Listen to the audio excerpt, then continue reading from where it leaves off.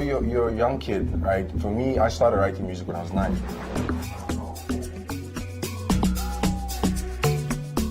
I don't like going into something. See, when I came in the music industry, I didn't want to lose.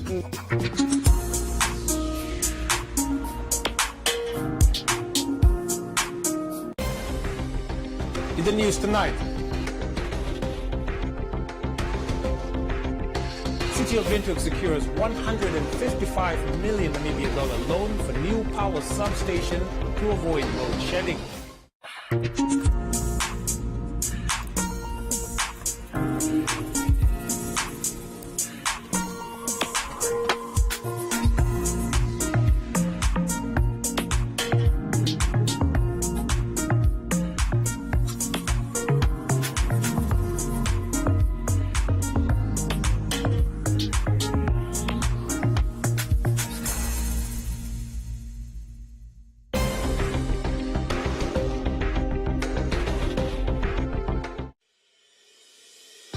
The International University of Management, a Namibian university dedicated to its people's future, a hub of abundant opportunities. We are IUM for life. We are IUM.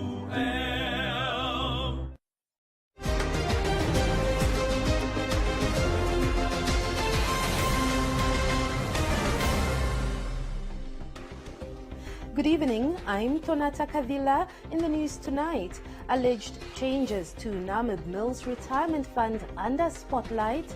Man walks across Africa to raise awareness of Parkinson's disease. Zambezi woman produces crops to feed her community. And then Business on One, followed by tonight's sports news.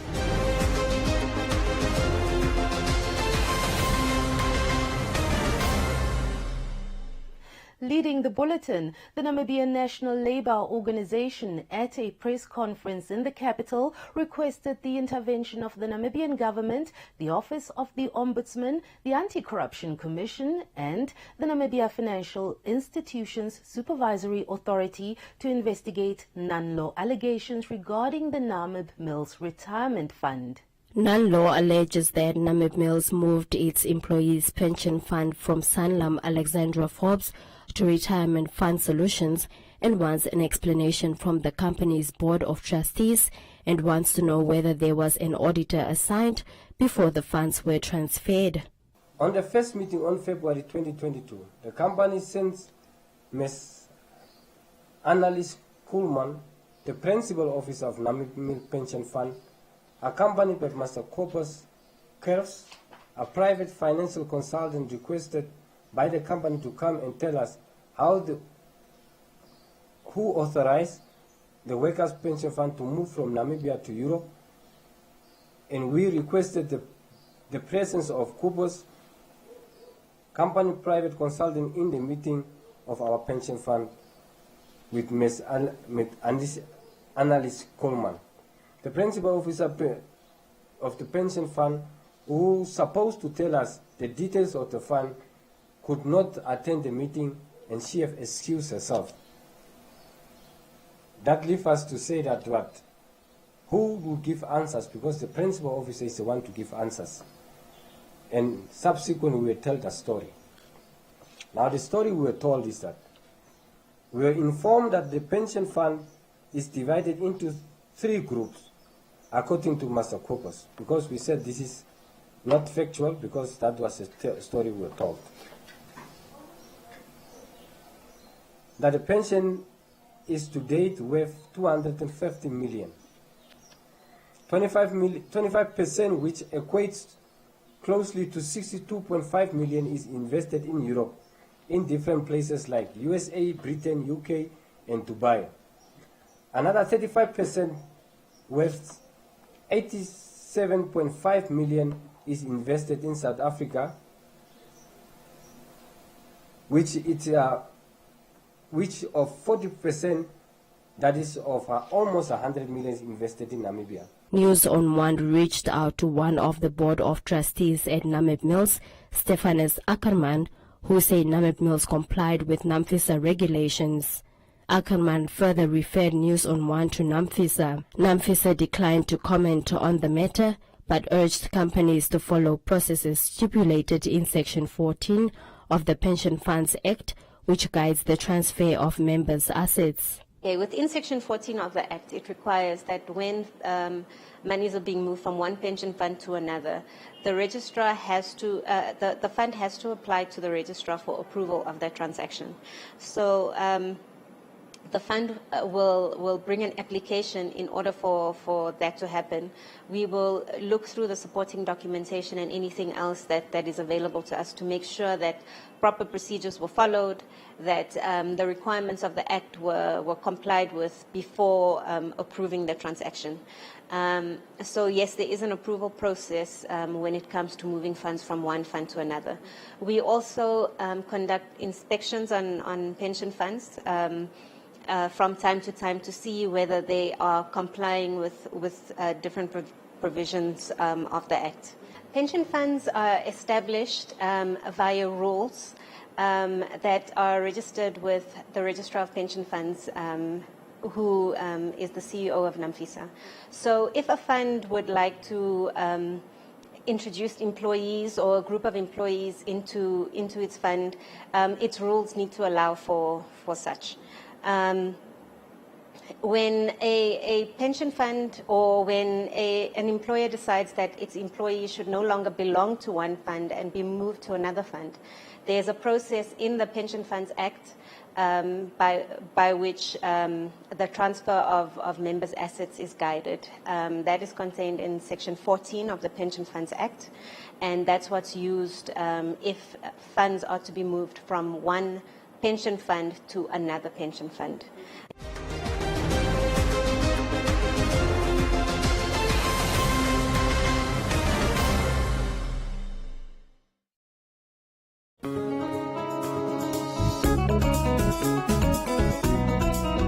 On this episode of The She Word, we find out what should be done to protect egg donors from possible exploitation.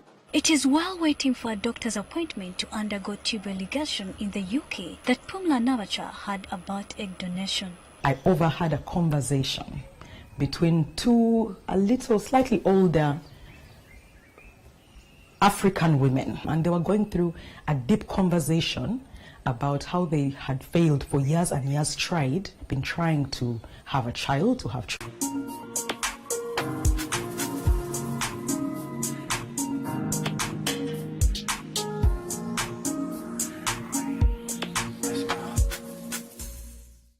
Enjoy these fantastic mid-month savings only at Clicks until the 19th of January. Buy Clicks 2-ply toilet paper 18 rolls, 2 for $104.99 per pack and 1 for $114.99. Save 20% on Huggies Gold Disposable Nappies Jumbo Pack. And buy Skip Auto Washing Powder 3 kgs or Liquid 2 litres, now $126 each. Clicks. Feel good. Pay less.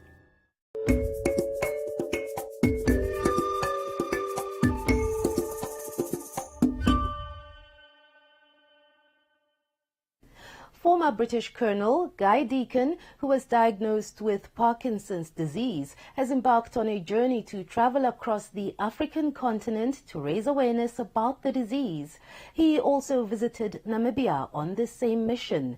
Parkinson's disease is defined as a brain disorder that causes unintended or uncontrollable movements such as shaking, and also involved difficulty with maintaining balance as well as coordination.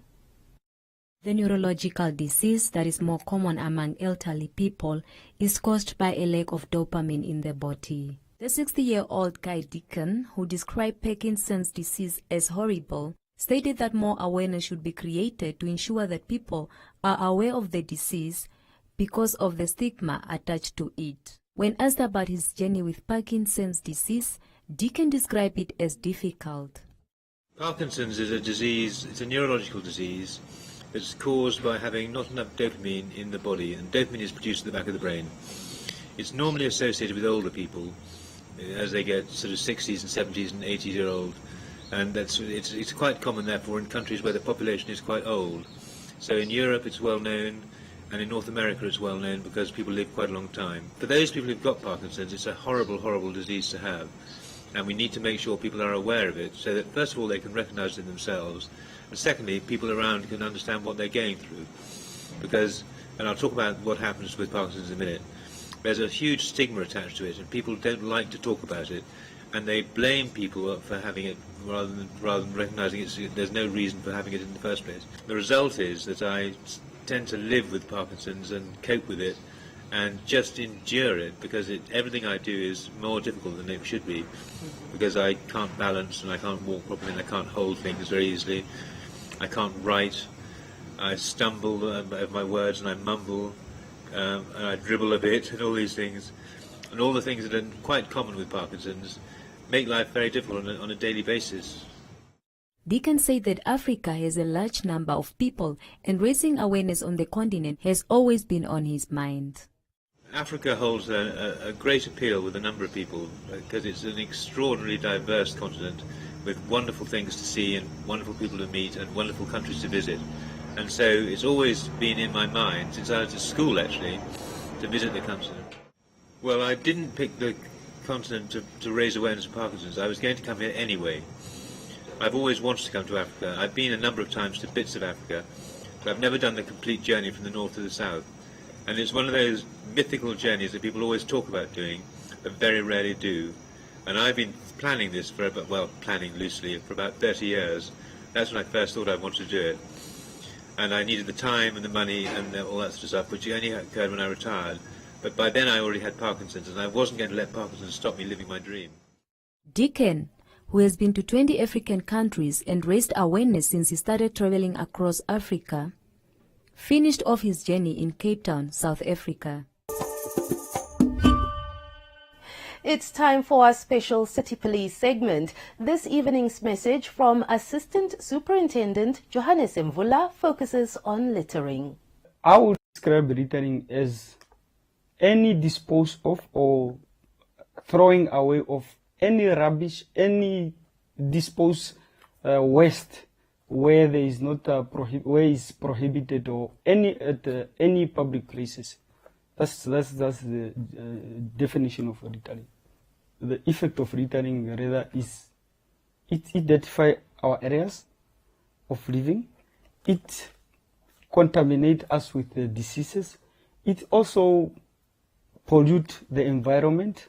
Given that the city was once the best clean city in Africa, and now we have dropped from that number, and we just want to really say the effect of littering is also devaluating our properties. If nobody want to live in a filthy place, and nobody want to buy a place or rather a property that is really at a dirty place, so we really need to take caution and make sure that our places or our city is clean. So we shouldn't throw any rubbish outside. The city have provided us with so many rubbish bins, so we should use that to our advantage. Perhaps I would say generally throwing of litters or dispose or any waste in any public place is really an uncalled for thing.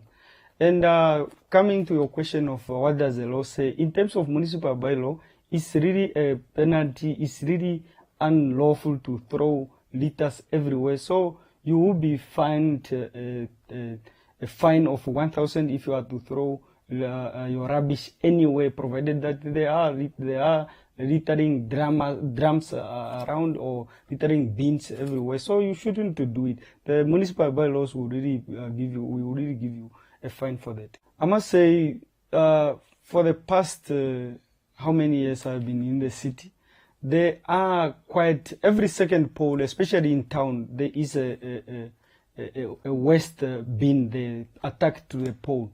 So we should use that, especially when we are in the city. I've quite find it very awkward or very funny where people, especially the illegal traders or rather traders in the CBD area, that are just throwing rubbish around, especially from their customers, so that they are selling. You sell somebody, especially a paper, they fold it and they just tear it and throw. So on national roads, for example, there are quite a lot of resting trees, and these resting trees, they have littering drums, so you have to throw. When you should put your litters or you put your rubbish in those drums. So you let use such for good advantage.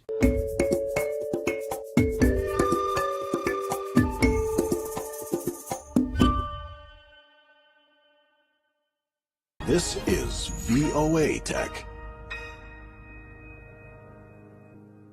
The scary thing about traumatic brain injury is that brain cells don't grow back the same way skin cells would after a scrape.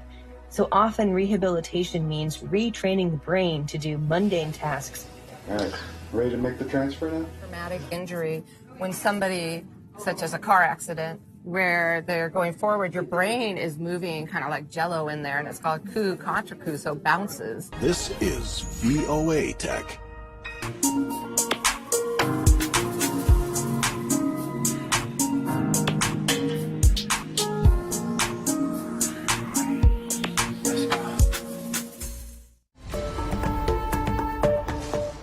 Here's some food for thought. A smallholder farmer in the Zambezi region, Regina Kachana, has been producing vegetables for the past 30 years in the Zitamutumba village to sustainably feed her surrounding community. Kachana's garden, known as the Lusese Sapasahao project, has been identified as one of the examples of sustainable integrated food system projects by the World Food Programme. Kachana said that besides tree planting, she started off with tomatoes in 2009 and has since moved on to planting spinach, cabbage, onions and carrots. I brought tomatoes. As you see that there is tomatoes here, plenty of tomatoes. 5 years, spinach, cabbage, onion, carrots, and so on. I started this project 2009 at Lusese area, Masene village, whereby my project is Sepasa. I was coming from that Sepasa project. It runs for almost 11 years, starting from 2009 to 2018. The country director of World Food Programme, Dr. George Fada, explained that Kachana is a good example of World Food Programme's objective of partnering with the Namibian government on rural economic transformation. These objectives consist of 3 pillars, namely rural transformation, sustainable food systems, and human capital development for job creation. We have seen communities struggle to grow food, and then when they struggle to grow food, they struggle to sell that food. And when they struggle to sell that food, it brings more stress to the families. And how do we take that burden away? So Namibia gives WFP an opportunity to work with partners to create that space, bring in systems that ground the narrative of what we have in our mission to the communities we work with. And I like quoting the examples of Mama Regina in Katima, who, when we met at the market day in Katima, was it last year? There were a couple of ladies who complained about their tomatoes and cabbage and spinach going to waste because they didn't have a market. And now, a year later, it's these Mama Reginas who are now drying their tomatoes and selling it as even at a higher price. So instead of wastage, it's now value added. And now you find it in supermarkets. There's a supermarket called Choppies. Yes. And Choppies now is buying from them and selling locally. So we've seen this progressive trend in the communities that is making us very excited. The World Food Programme, together with the Namibian government, have been working closely since 2009 to provide technical assistance that will enhance the government's capacity to implement emergency relief programs.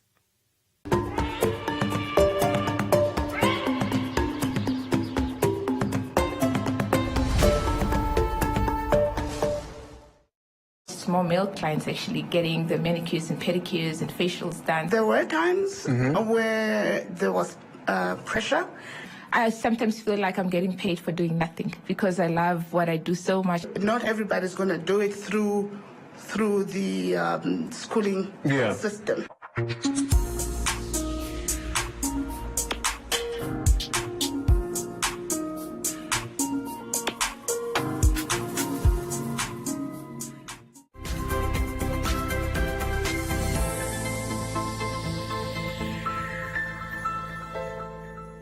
Welcome to Business on One. For tonight's business news, we asked Brand Brokerage to reflect on the company's achievements and outlook for 2023. Brand group of companies consists out of two companies mainly, out of Brand Plan Advertising and Brand Brokerage Investment. So Brand Plan is a manufacturer in the signage environment, so people would call us to make up for them light boxes or signage for their cars or brand buildings or stuff like that. So it's basically a factory. And Brand Brokerage Investments consists out of an agency, FMCG experiential. So that means when we put people down, when you go into a shop and you taste some stuff, that the people, the activators you have there, that is what we put down. And then also we arrange events. I think the biggest event we are doing is consistently for the next 6 years, we'll be looking after the Haki Geinkorp Rugby Stadium. COVID was actually did us very well. I don't know if I should be sorry saying that, because a lot of guys, didn't make it in their businesses and they pulled quite hard. But for Brand Plan, it went very, very well. The main reasons are that basically three of them is that the South Africans, like I mentioned, where we normally get our products from in our marketing industry, had quite hard lockdowns. The guys couldn't work at all. They couldn't, with their power being switched off and the load shedding, that created quite a big problem. And then the supply chain from especially China was disrupted for them. Where here, we didn't have that tougher lockdown. We could get essential certificates to at least produce materials that was needed for COVID. And that obviously opened the door for me for bigger customers, where they then come to us to say, okay, now you produce this during COVID for us, can you continue producing? So that opened a huge door for us. Secondly, it opened our eyes a little bit on moving our supply chain away from South Africa. So that worked out very, very well. And then it gave us new capacity, new stuff to learn. Our local artisans then learn new skills. And now we were forced into a corner to learn the skills. And now we can do the work. And we kept the customers. So that was really, really good for us. Brand Plan is actually, this coming year, we'll be exporting to Zimbabwe, Zambia, Angola, and Botswana. I think we are maybe the only second company in the marketing industry that will be exporting products. The products we will be exporting will definitely the first time this type of product will be exported from Namibia. So we're very excited about that. Those contracts have been signed now with some large international customers. And which means that this upward spiral is just creating some momentum for us now. So 2023 is looking really, really well. We're very excited. We will probably create another 12 vacancies, which is exciting, and learning more people to do what we do. So yeah, 2023 looks good. And that is it for tonight's business news. Be sure to follow us on our social media pages for more on business news.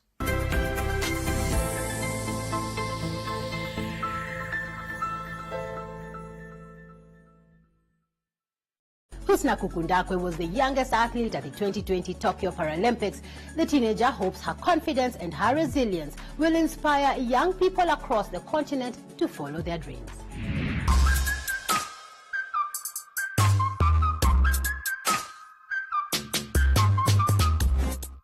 My name is Husna Kukundakwe. I'm 14 years old. I am a power swimmer and a Paralympian.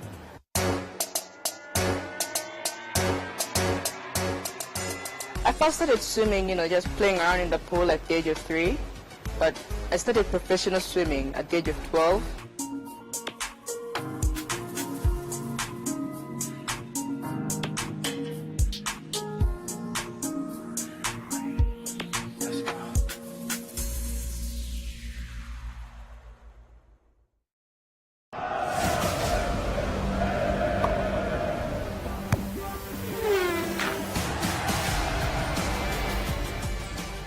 It's time for a look at sports news. Namibian football has faced troubled waters in the past, and sport lovers have been eager for the return of the beloved sport in the country. Sport on One caught up with the Secretary General of the Namibian Football Association, Jürgen Traut, who shared his views on both the positive aspects and challenges facing the sport. I think it was a bit of a turbulent but yet a very good year. I think, as you know, FIFA had to intervene and had to set up a normalization committee to ensure that football, which is our national sport, gets back on track again. And I think in the short time that they were in place, we managed to get football going again. I think that was the number one aim. So the leagues are up and running. We managed to get sponsors. We still have not enough sponsors. We still certainly need more. But I think it was a calculated risk taken that we start football at all levels, not only at the top tier. Because the important thing with having all leagues running is you need promotion delegations. Like the first division teams were not afforded to get promoted into the top tier for the last 4 years. So, and if you don't have this system in place, there will not be development of football. And that is why the ANC decided to start all leagues at once. So that, I think, was a big milestone. Traut also said now that football has once again kicked off, next on his agenda will be to amend outdated regulations. So the next steps now is basically to start looking at our statutes. These are also very outdated. We have to, like everything else, everything becomes digital and more modern, and football is not excluded from this development. So we're going to look now early next year into the statutes, policies and regulations to really get football back on track 100%. Traut was adamant that his office will give priority to youth development and also focus on improving the Women's Football League. Because if you want to build a long-term football vision, you have to start with youth. And we're definitely trying to focus on youth and women development. Because I think the men's, we've sorted, we have a strategy there, or not a strategy, something's there. We also need more clear strategies there. But I think a focus area should be youth development and development in regional areas. So we're also going to start a regional women's football league next year. So I think these are the positives we're looking forward for next year. And then that's building the foundation looking forward. Traut also took the opportunity to thank the football fraternity for rendering their support in the effort to revive football in the country. The leagues have started. There's not any big incidents so far. I think it's really running, and many people didn't think it will go like that, and we managed it. But we've done it. Thank you. I think that the thank you must go to the whole football fraternity, to all the clubs, to all the members that really came together and is helping us to bring football back. Because we need to all work together for it. And I think that is what we're experiencing. I think that's the positive that I can say that has 2022 brought.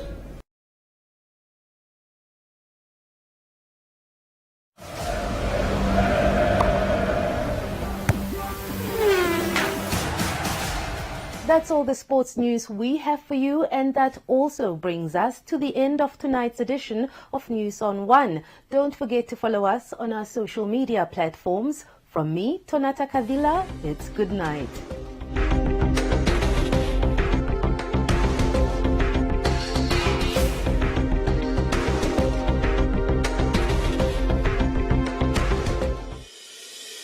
The International University of Management, a Namibian university dedicated to its people's future, a hub of abundant opportunities. We are IUM for life. We are IUM.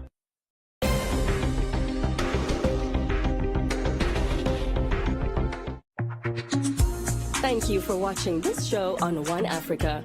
Because you are part of our One family, your voice is very important to us. Please take a moment to rate this show by scanning the QR code on your screen now, and you can stand a chance to win fantastic prizes every month. T's and C's apply.